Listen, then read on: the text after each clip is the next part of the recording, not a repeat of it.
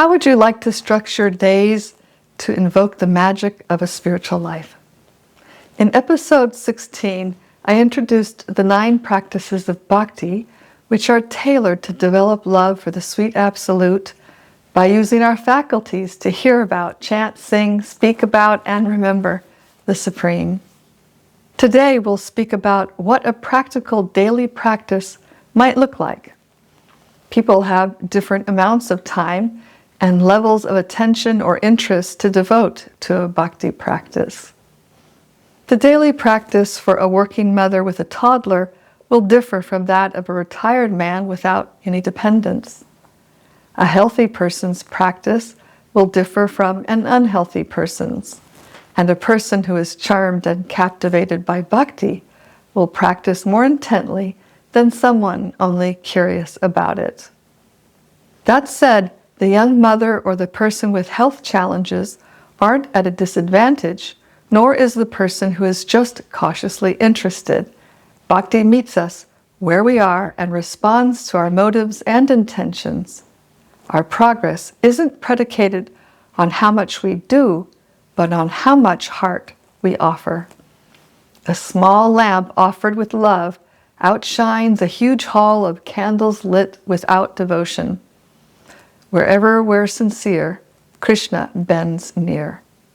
Bhakti practices transform everyday acts like cooking, exercising, working, relating, and relaxing into sacred offerings. Each simple act can become like a fragrant flower placed at the feet of the divine. The ordinary world, once seen through devotion, is veined with gold. The divine is everywhere.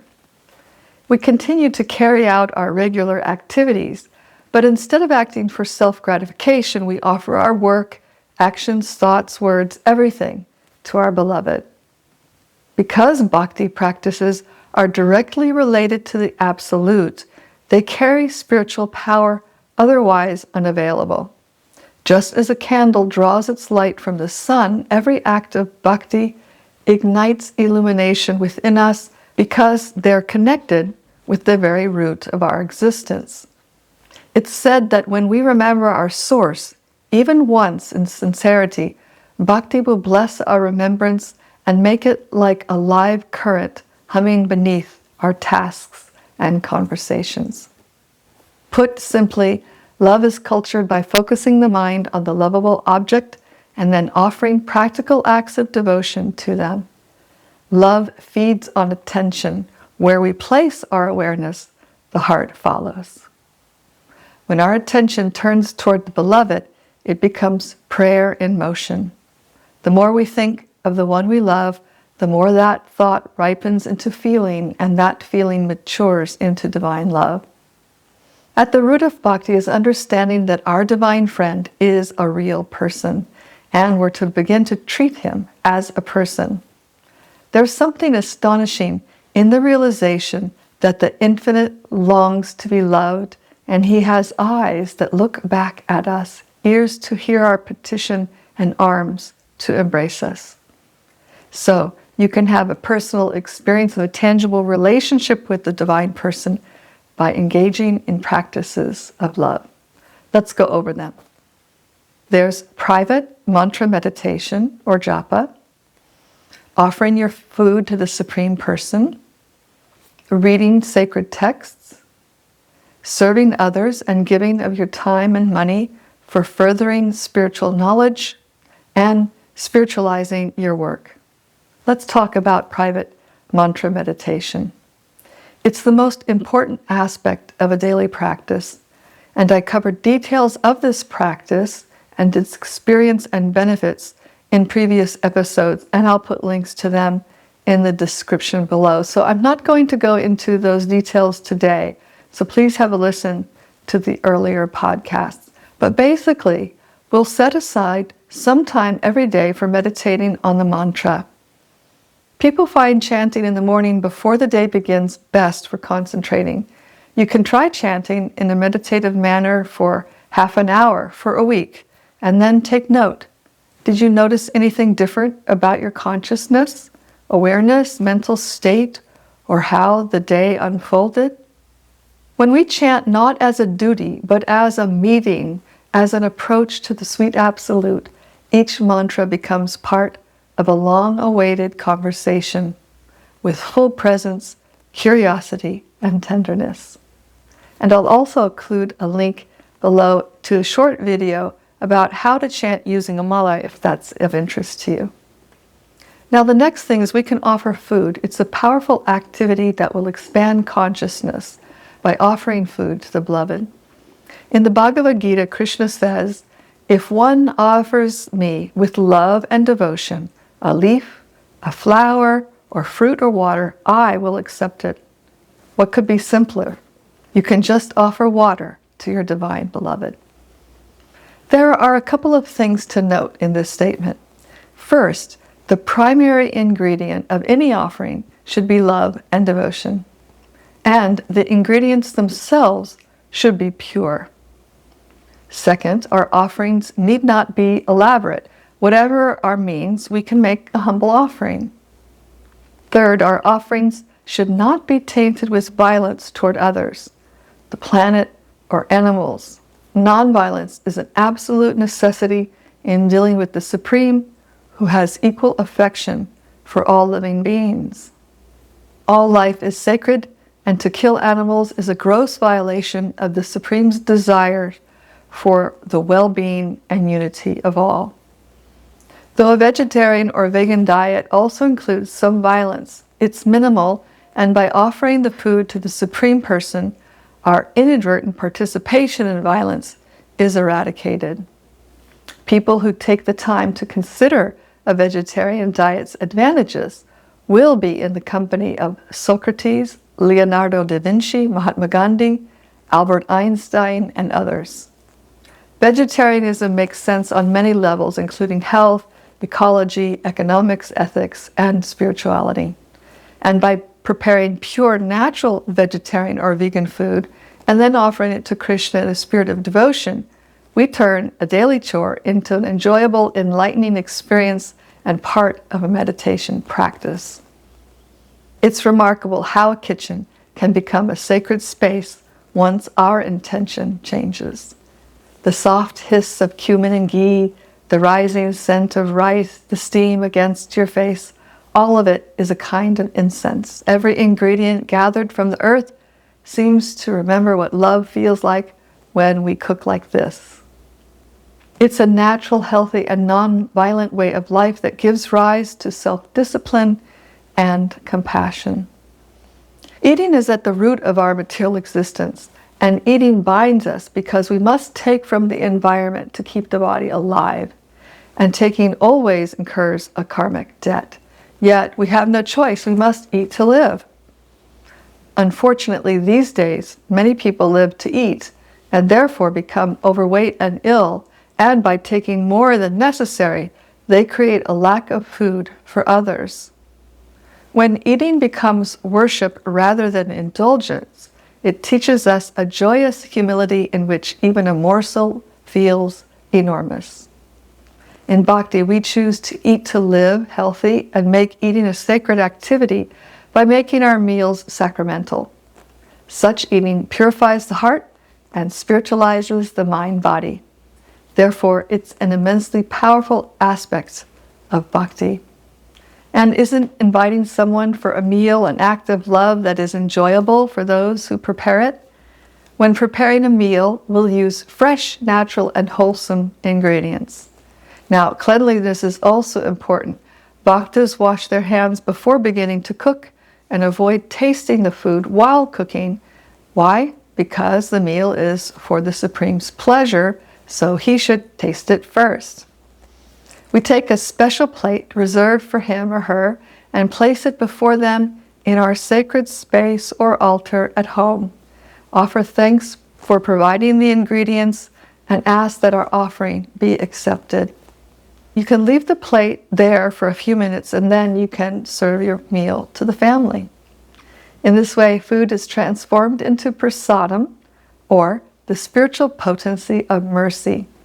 And when we eat prasadam, we're eating mercy, or eating love and devotion, two elements that were used as the special ingredients of our offering. When we eat spiritualized food, the body and mind gradually become purified and spiritualized. Eating in this way doesn't produce karmic reactions.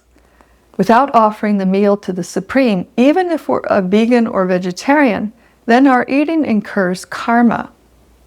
Bhakti makes the act of eating sacramental and in the process releases us from the karmic bonds. Therefore, eating prasadam nourishes the body and transforms consciousness. Just as a vaccine can protect us against an illness, eating prasad protects us from the illusion and influence of the material world. It also vanquishes past karmic reactions and immunizes us from future material contamination. Eat and become liberated. Preparing karma-free vegetarian or vegan food like this is a devotional focal point in bhakti. Many bhaktas also offer fresh flowers, either in a vase or a single flower every day on their altar. Flowers that actually smell are preferable, but when that's not possible, just get attractive flowers. You can also burn incense or perhaps place a Q-tip dipped in an essential oil at the base of the picture or your statue, or you could even hold the Q-tip up to their nose for them to smell before placing it at their feet. Do you see how that would be an even more personal gesture than just placing it at their feet?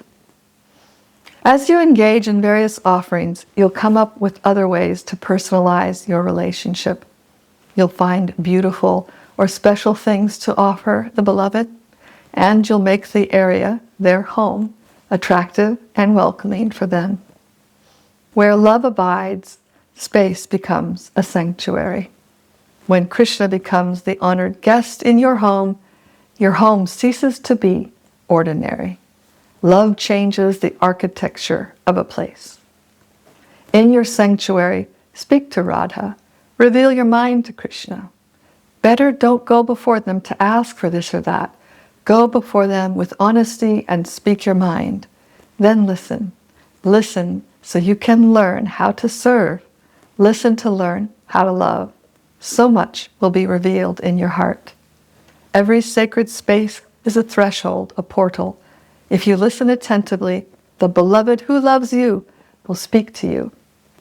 At first, love may speak in stillness, but later it becomes louder and louder. These are some of the ways to bring the Supreme into your home and engage in practical acts of devotion. And as I said, the sacred space you develop is a place where you can practice hearing, chanting, remembering, praying, and other acts of bhakti. Then the other thing we can do is read sacred texts. That practice fortifies and purifies the intelligence, and if we do it daily, it accumulates to clarify our consciousness. Sages say that bathing in water every day cleanses the body, but we should bathe in the words of the sacred texts daily to cleanse our consciousness. That philosophical bath wakes us up to reality, removes unhealthy qualities, and ultimately becomes something we enjoy and look forward to. Also, staying in daily contact with these wisdom texts inspires and enlivens our core mantra practice. This is important for our longevity and developing patience when we're not feeling as enlivened as on other days. When we read, we're not alone. The infallible person and the illustrious saints who we hear from and about are present with us. And if we seek their guidance and ask to be shown the meaning of the text, we'll receive responses. Try it once. Sit with the Gita or the Bhagavatam. Whisper a prayer for understanding and wait. You'll be surprised how a line glows suddenly with meaning, as if a hand reached through the page to tap your heart. We can make a thorough study, noting interesting or difficult passages, or we can simply read, confident of our spiritual purification. You can offer respect to Krishna and his representatives before you begin reading, and pray that the words you read will penetrate your heart and transform your character. After all, reading isn't just an intellectual exercise. We read to be informed in a way that transforms us. Knowledge that remains in the mind hardens over time. Wisdom that enters through the heart and changes us becomes luminous. The difference is the softening of the heart with pure love. Read until you feel the text breathing wisdom through you. And when you regularly hear, you begin to understand truths about reality, which enlivens your practice, solidifies trusts, and also gives you topics to discuss with others. Speaking or lecturing is another excellent way to assimilate knowledge because it forces us to really understand and internalizing what we've heard. Reading books that teach or enhance one's bhakti is a form of kirtan, and it fortifies our daily practice by strengthening our intelligence. This helps fix the mind and expand consciousness. Another thing we can do daily is serve others. This is an item of a bhakti practice. We want to give our time and money toward propagating knowledge of bhakti. Giving and serving makes us happy. It's a common experience that when we give, we receive. What we receive may appear intangible, but the emotional and transformative experience is real and substantial. Most often we feel that we have received more than what we gave. Love has its own mathematics. Whatever you offer multiplies on its way back. Giving and serving are the natural qualities of love, and if we're trying to culture love, then we'll culture these behaviors in our relationships. By giving and serving others, we're becoming groomed for entering the spiritual environment, which is the land of love, serving, and giving. The Bhagavad Gita explains that spiritual life is not about stillness and contemplation. Rather, meditation and study should give rise to vigorous and practical activities dedicated to the sweet Absolute. In other words, bhakti isn't just a theoretical philosophy, but a pragmatic way of life, an opportunity to practically apply philosophical conclusions. Each of us has skills and talents. We're to use these gifts in service. For instance, if you're a singer or a musician, you can make music for the Supreme Person with lyrics that are meaningful and uplifting. If you're an artist, draw, paint, or sculpt for Krishna. If you're a writer, then write about spiritual life, philosophy, and your divine friend. You can use your talents to promote spirituality through music, writing, art, video, or drama, or other art forms. Almost any activity can be transformed into devotional service as we direct our consciousness and motivations toward pleasing Radha and Krishna and creating spiritual benefit for others.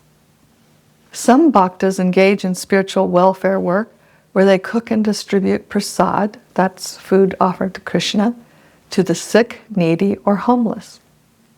Others are spiritual activists working to save or improve lives and the planet.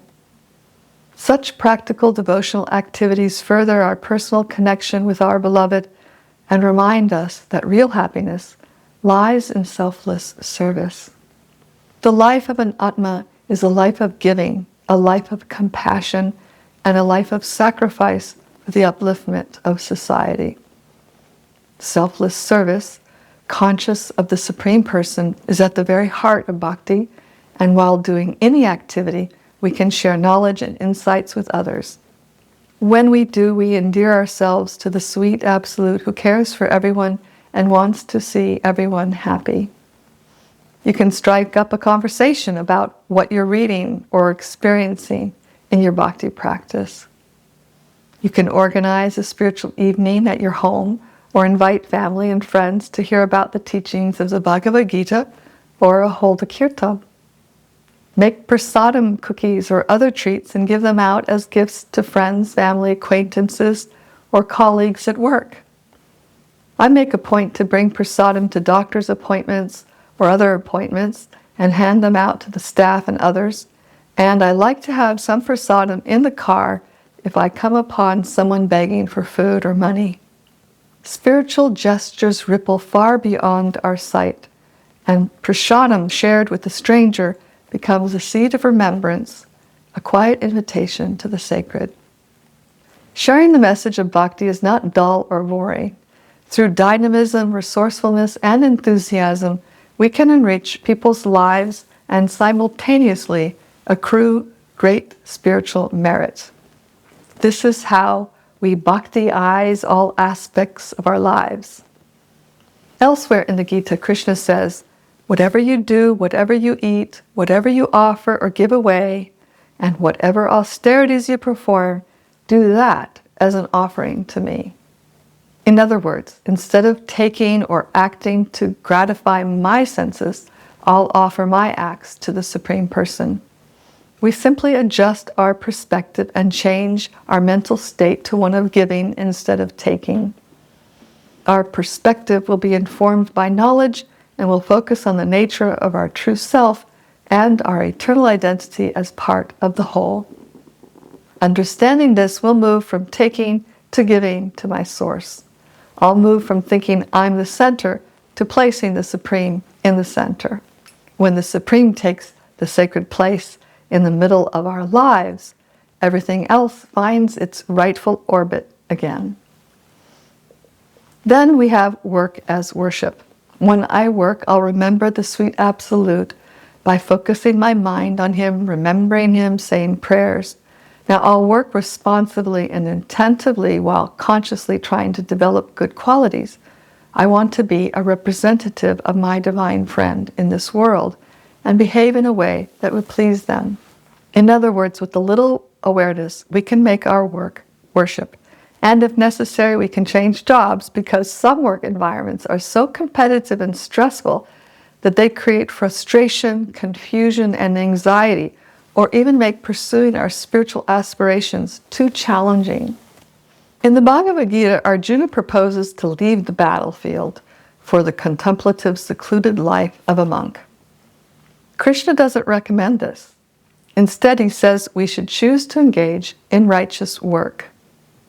Certain occupations and livelihoods are based on exploitation, violence, and dishonesty, and generally cause harm and disruption in the world. Such work is neither progressive for an individual nor favorable for society. Although every type of work in today's world is tainted by some fault or imperfection, the spiritualist should nevertheless strive for a career that promotes harmony, compassion, and upliftment. Certainly, we won't take an occupation involved in direct violence to others. One of Krishna's main teachings in the Gita is that we should dedicate the fruits of our works to the Supreme. He's speaking about detaching ourselves from the results that accrue from working, knowing that we're not the doer, nor do we actually have a say in how things will turn out. Some people work very hard and make little. Some people work little and make a lot. The results are not in our hands. The mystery of any outcome is like the weather. You can sow, water, and tend, but the rain belongs to heaven, so the wise labor as gardeners of intention, not owners of harvest. And whatever does come to us, we can use it in service to the Supreme. The word fruits in the Gita refers to remuneration, knowledge, expertise, skills, or influence of any particular kind. Some measure of these things helps us to survive in the world, providing the necessities of food, clothing, and shelter. Yet a certain portion of whatever we receive should be reserved for spiritual causes. By offering charitable contributions toward the worship of Radha and Krishna and the spiritual upliftment of others, one also develops detachment and selflessness, which are hallmarks of a genuine spiritualist. And when we're at work, we'll cultivate an active spiritual consciousness of Krishna. We may be able to listen to kirtan or lectures depending on the type of our work, or we can take breaks in the day to chant or read. We can take a moment here and there to reflect on some philosophical point that we'd like to understand. By remembering Krishna even in little ways throughout the day, we will gradually become wrapped in thoughts of Him, just as a young boy and girl who are in love naturally think of each other while doing other things. Until this remembrance of the beloved becomes automatic, we have to make a conscious effort. Perhaps you can keep a devotional picture on your desk at work, change your computer passwords to devotional names or things that remind you of Him, talk to your colleagues about spirituality, play soft kirtan in the background. You can be creative. We must perform our daily duties with due care and attention, and we can also actively remember that we are ultimately working for the Supreme, our true employer and master. Making small changes in your life is powerful. Isn't it true that a pilot making a slight adjustment to the longitude and latitude coordinates will navigate the plane to a completely different destination? In the same way, a barely perceptible shift in the heart's compass, 1 degree toward Krishna, sets us on a course for an entirely new horizon of joy. Great awakenings begin with small, deliberate turns. Make gradual shifts and see how your true self shines and you become happy. We'll gradually develop detachment from our desires and things of this world and offer the fruits of my work to the Supreme. When I have some free time, I might like to offer it in service to a bhakti activity or project. I'll give some of the money I make to support the spreading of spiritual knowledge, the distribution of prasadam to the needy, books of knowledge. In short, donate some of your time and hard-earned money to bhakti-related projects that inspire you. Give where your heart dances. When giving is guided by affection rather than obligation, it becomes joy disguised as generosity. Spiritual activities like these lift us to higher states of being and purify the false identification with the material world and the body. It's not that we just want to do pious activities. Virtuous activities are fine. However, they aren't spiritual. We need to plug directly into the spiritual energy of bhakti to be free of karmic reactions. So as you try to make these shifts and focuses in your life, you'll begin to see newer and newer ways of spiritualizing your actions right at home. And it's especially helpful to practice seeing others as a spiritual being at the heart, accompanied by the Supreme Soul. Your relationships will shift into spiritual alignment. I've had many transformative experiences by engaging in this practice of shifting my vision to align with reality. Try greeting the soul, not the role. When you meet others as sacred travelers rather than competitors or companions only, affection deepens and all our conversations become a kind of prayer. Whenever we first offer whatever we receive or whatever we do with love, we begin to realize just how many gifts we receive from our divine friend, and you'll begin to realize that you're more of a steward than an owner. This will help you to cultivate detachment and to acknowledge that everything is on loan to us, even our bodies. Not only does gratitude develop, but we begin to appreciate how dependent and connected we are. We experience the profound unity of love. The wise see that nothing truly belongs to them, yet they live surrounded by gifts. Gratitude becomes their constant companion, a quiet devotion that turns possession into prayer. This raises our consciousness beyond the mind-body and our tendency for selfishness. So, this is how bhakti works. Make offerings to the Supreme. Then not only is your heart purified and expanded and softened, which gradually increases your capacity for pure love, but your environment becomes peaceful. Your life choices transform into wholesome, joyful possibilities, and your relationships become more meaningful. Devotion once kindled re-enchants reality. Life itself begins to sing a hymn. You'll find that through these simple acts, you'll develop a deeper appreciation and respect for what you have. Let's quickly look again at the list of possible daily practices. We find that making an offering of food takes practically no additional time. We already have to cook and eat. Adding a mantra meditation will require some time management, but the practice is not difficult and it's free. We can read as little as 10 minutes a day and receive much benefit. Or you can get your reading in by listening to lectures or audiobooks while engaged in other activities such as exercise, cooking, shopping, driving, like that. Serving others comes naturally when you change your angle of vision about yourself and your place in the world. You might like to give up some of your watching TV or less focused on the social media stream. And spiritualizing your work doesn't take additional time, but a different mindset. So you see, a bhakti practice is intuitive and easy, and yet it's extremely powerful in delivering us our treasured goal of remembering our innate brilliance as a spiritual being.